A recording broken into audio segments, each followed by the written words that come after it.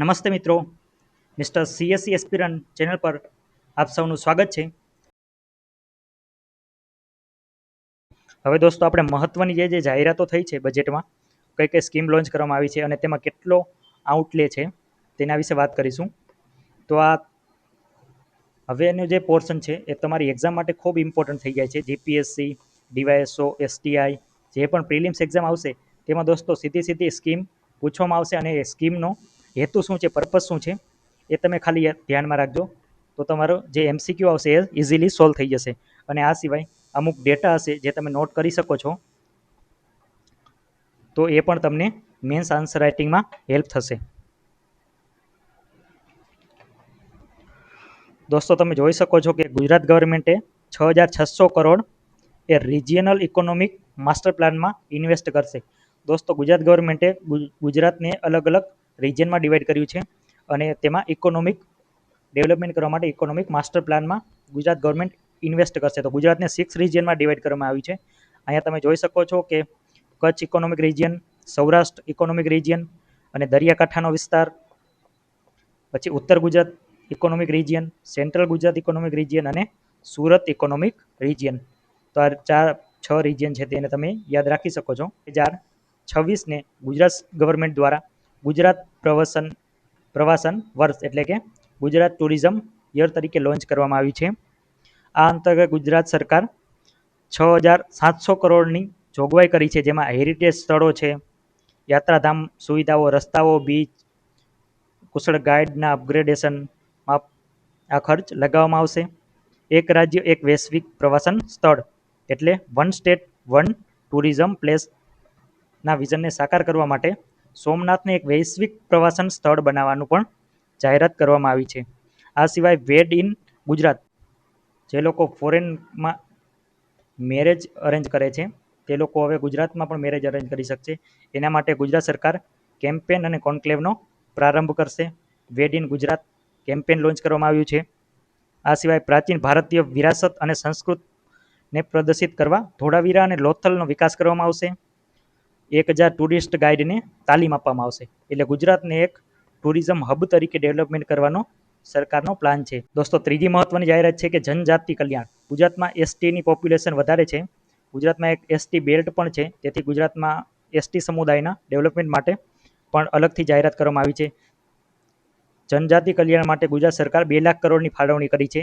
તેમાં 500 mini bus, જે આદિવાસી વિસ્તારના વિદ્યાર્થીઓ અને શ્રમયોગીની મુસાફરી માટે 500 મિની બસની સુવિધા ઉપલબ્ધ કરાવશે.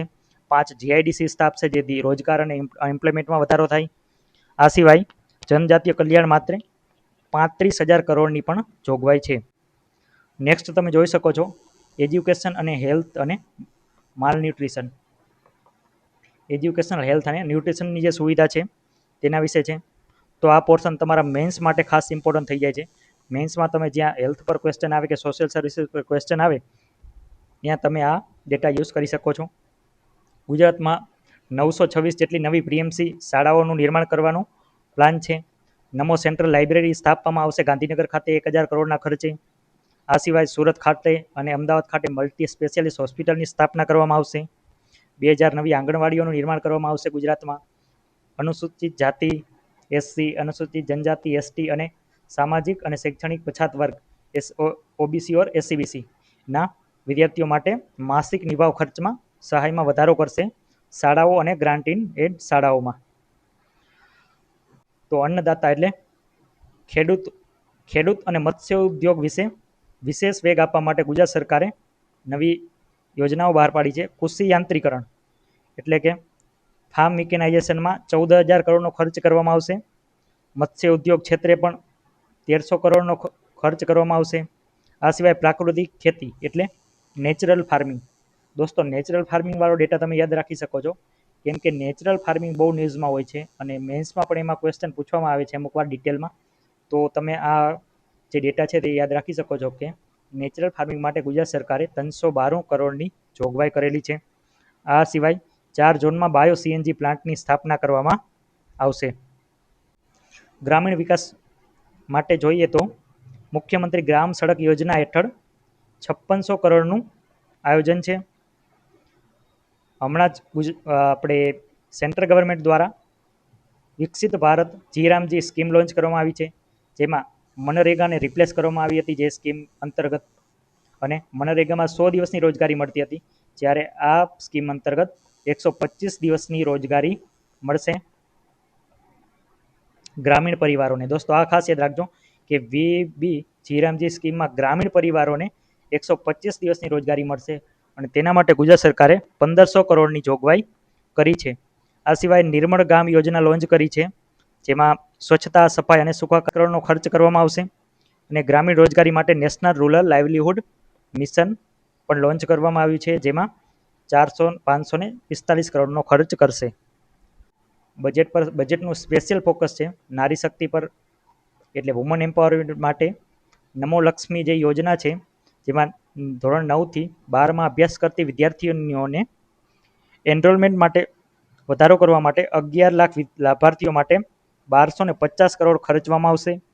આ સિવાય લખપતિ દીદી યોજના હેઠળ સખી મંડળોને, એટલે કે વુમન સેલ્ફ હેલ્પ ગ્રુપને આર્થિક પ્રગતિને વેગ આપવામાં આવશે, અને નમો કૌશલ્ય લક્ષ્મી યોજના હેઠળ આઈટીઆઈમાં કન્યાઓ માટે કૌશલ્ય વિકાસ કરવામાં આવશે.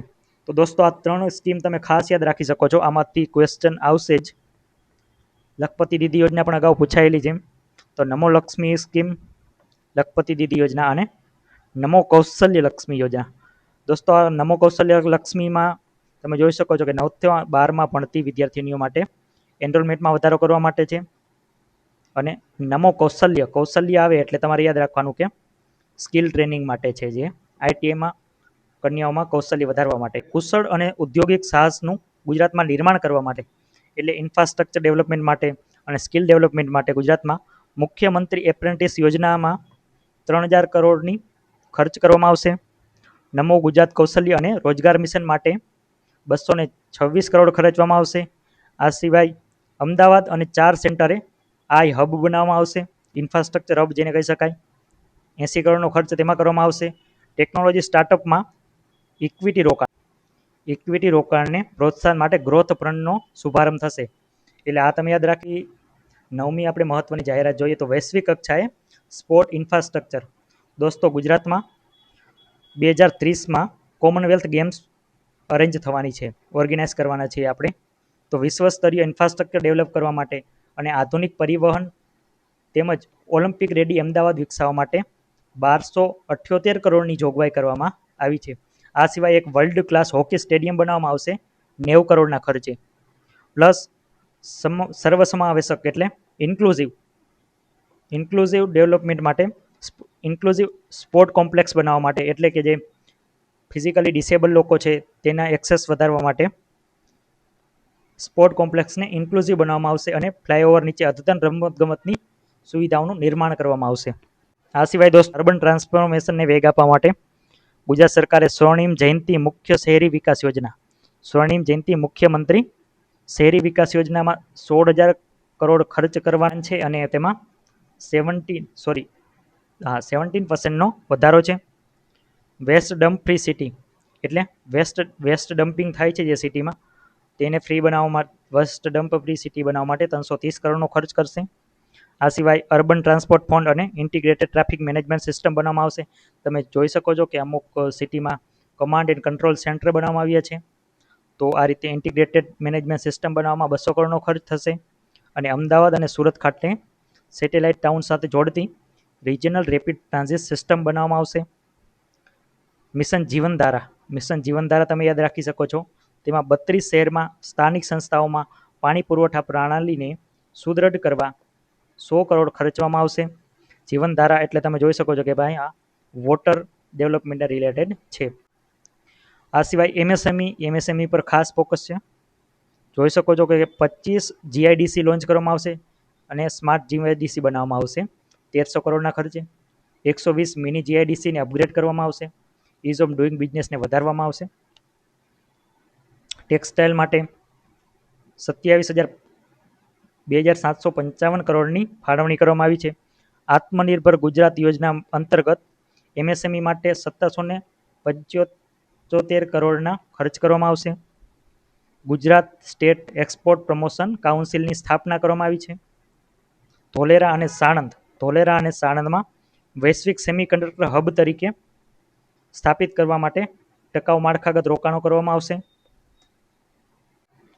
ફ્યુચર રેડી ઇન્ફ્રાસ્ટ્રક્ચરનું નિર્માણ કરવા માટે Gujarat high speed rail corridor બનાવશે 800 કરોડના ખર્ચે.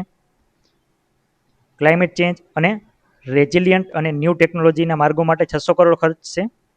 ઓવરહેડ વીજ લાઇનનો અંડરગ્રાઉન્ડ કેબલ રૂપાંતરિત કરવા ગુજરાત વાયર ફ્રી એટલે દોસ્તો જે સિટીમાં જે વાયર કેબલ હોય છે આઉટર, તેને અંડરગ્રાઉન્ડ બનાવવામાં આવશે. એટલે અંડરગ્રાઉન્ડ કેબલ બનાવવામાં આવશે જેથી વાયર ફ્રી સિટી બની શકે અને જે વીજળી છે એ કન્ટિન્યુઅસ મળતી રહે. અને એક 50,000 કરોડનું વિકસિત ગુજરાત ફંડ બનાવવામાં આવશે, જેમાં 2026-27માં 10,000 કરોડની ફાળવણી કરવામાં આવી છે. અને ટોટલ તેનો પ્લાન છે ગુજરાત સરકારનો 50,000 કરોડનું ગુજરાત વિકસિત ફંડ બનાવવાનો. પ્રાદેશિક કનેક્ટિવિટી એટલે રિજિયનલ કનેક્ટિવિટી વધારવા માટે, સિટીને કનેક્ટ કરવા માટે રોડ દ્વારા સિટીને કનેક્ટ કરવા માટે ડેડિકેટેડ સ્ટેટ એક્સપ્રેસ વે બનાવવામાં આવશે 3,000 કરોડના ખર્ચે. એટલે એમ્પ્લોયમેન્ટ વધારવા માટે એમએસએમઈ સેવા ક્ષેત્ર ડેડિકેટેડ ફંડ બનાવવામાં આવશે 100 કરોડના ખર્ચે. અંબાજી કોપર પ્રોજેક્ટમાં 600 કરોડનો ખર્ચ કરવામાં આવશે. કડાણા ડેમ ખાતે એક ફ્લોટિંગ સોલર પાવર સ્ટેશન બનાવવામાં આવશે. આ સિવાય એઆઈ, દોસ્તો એઆઈ ખૂબ ન્યૂઝમાં હોય છે, તો એઆઈ રિલેટેડ જેટલા પણ પ્રોવિઝન છે તે તમે યાદ રાખી શકો છો. તે તમને મેઇન્સ આન્સર રાઇટિંગમાં ખૂબ હેલ્પ થશે. એઆઈ અને ડિજિટલ ગવર્નન્સ માટે 850 કરોડનો ખર્ચ કરવાની જોગવાઈ છે. સરકારી સેવાઓ એક જ પ્લેટફોર્મ દ્વારા પૂરી પાડવામાં આવે તે માટે ગુજરાત યુનિફાઈડ ડિજિટલ સ્ટેક સાથે નાગરિક કેન્દ્રીય સુશાસન મજબૂતીકરણ કરવામાં આવશે. એટલે ગુજરાત એક યુનિફાઈડ ડિજિટલ સ્ટેક બનાવવામાં આવશે. દોસ્તો ડિજિટલ સ્ટેક એને કહેવાય કે જ્યાં બધો ડેટા સ્ટોર કરવામાં આવે, તેથી ગુડ ગવર્નન્સમાં હેલ્પ થાય. એટલે એક પ્લેટફોર્મ બનાવી અને ત્યાં બધો ડેટા સ્ટોર કરવામાં આવશે. આ સિવાય સુરક્ષા અને સલામતી સુદૃઢ કરવા માટે ડેટા ફ્યુઝન સેન્ટર અને સેન્ટર ઓફ એક્સલન્સની સ્થાપના કરવામાં આવશે. હવાના પ્રદૂષણ અને તળાવના પાણીની ગુણવત્તાનું નિરીક્ષણ કરવા માટે ડિજિટલ ટેકનોલોજીના ઉપયોગ દ્વારા લેક એન્ડ એર વોચ સિસ્ટમની સ્થાપના કરવામાં આવશે. દોસ્તો પોલ્યુશન પણ ઘણીવાર પોલ્યુશન પર ક્વેશ્ચન આવી શકે છે મેન્સ એક્ઝામમાં, તો તમે આ પણ ત્યાં એક લખી શકો છો સ્કીમ કે લેન્ડ એન્ડ એર વોચ સિસ્ટમની સ્થાપના કરવામાં આવશે ગુજરાતમાં હવા અને પાણીના પ્રદૂષણને દૂર કરવા માટે. દોસ્તો તો આ આપણો બજેટનો લેક્ચર હતો 2026-27નું.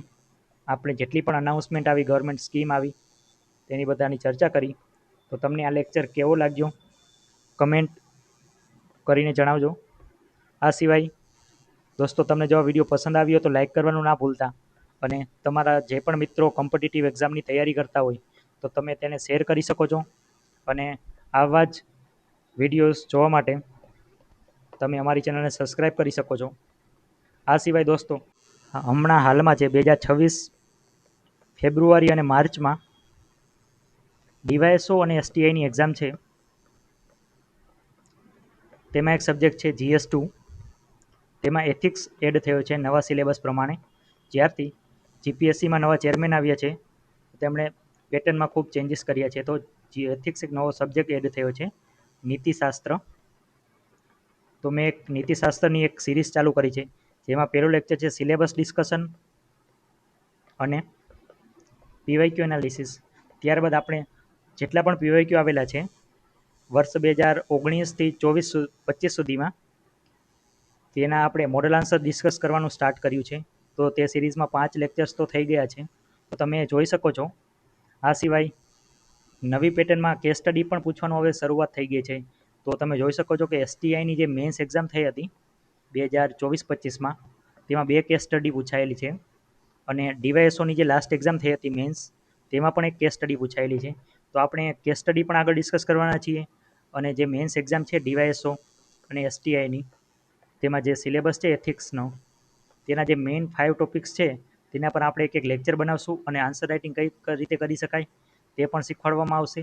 અને લાસ્ટ લેક્ચરમાં આપણે આ બધા ટોપિક્સને એપ્લાય કરીને કેસ સ્ટડી પણ સોલ્વ કરીશું, અને એક્ઝામમાં કેસ સ્ટડી કઈ રીતે લખી શકાય એના વિશે પણ વાત કરી શકું.